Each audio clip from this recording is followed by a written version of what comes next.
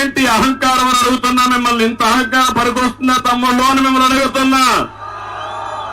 దారిలో వస్తాడు అంటున్నాడు, సార్ కుప్పంలో కూడా రౌడీజం పెరిగిపోయింది సార్, మీరే చూసుకోవాలంటున్నారు. ఒకటే చెప్తున్నా, వైఎస్ఆర్ కాంగ్రెస్ పార్టీ సినిమా అయిపోయింది. 100 రోజులే. ఇప్పటికే 100 కంటే ఎక్కువ తప్పులు చేశారు.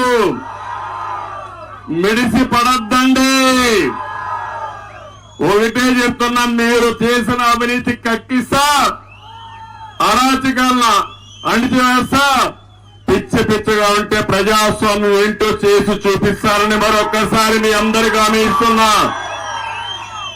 ఇక్కడే మా పోలీసు సోదరులు అందరూ ఉన్నారు, మీకు కూడా నేనే దిక్కు గుర్తుపెట్టుకోవాలి. మీరు కూడా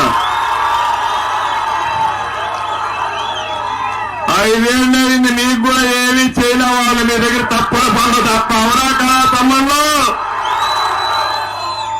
కానీ మీరు కూడా మనసు చంపుకొని పనిచేశారు.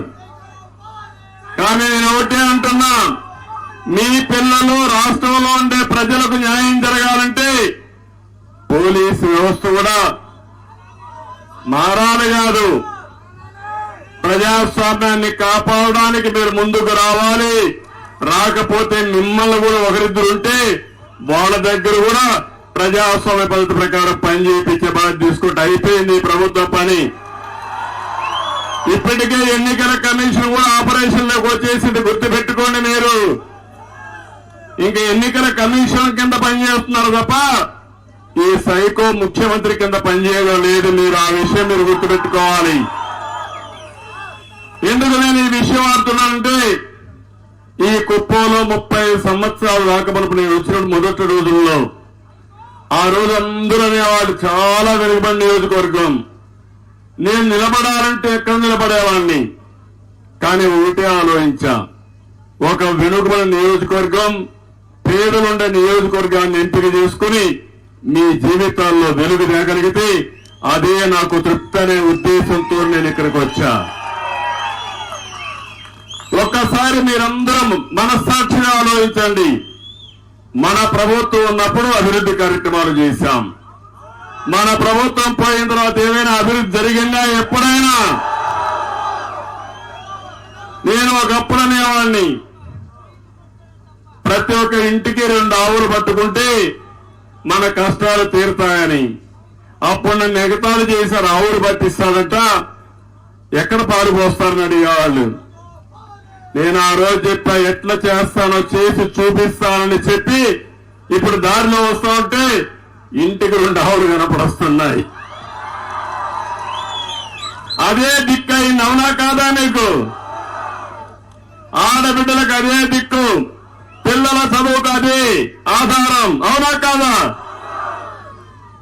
నేను ఇప్పుడు చెప్తున్నా, ఒక 3 లక్షల లీటర్లు ఆ ప్రాంతంలో వస్తున్నాయి మన నియోజకవర్గంలో. తొందరలో మళ్ళా మనం అధికారంలోకి వస్తామని ఎవరికి ఎన్ని ఆవులు కావాలన్నా పట్టించి 10 లక్షల లీటర్లు ఉత్పత్తి చేసే కెపాసిటీ కుప్పంలో వేస్తాం.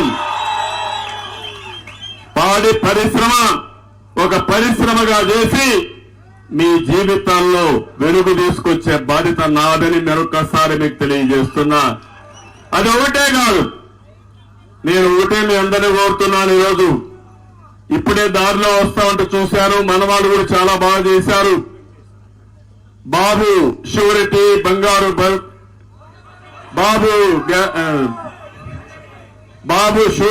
బంగారు భవిష్యత్తు కింద చాలా క్లియర్ గా బోర్డులు కూడా చూపించారు.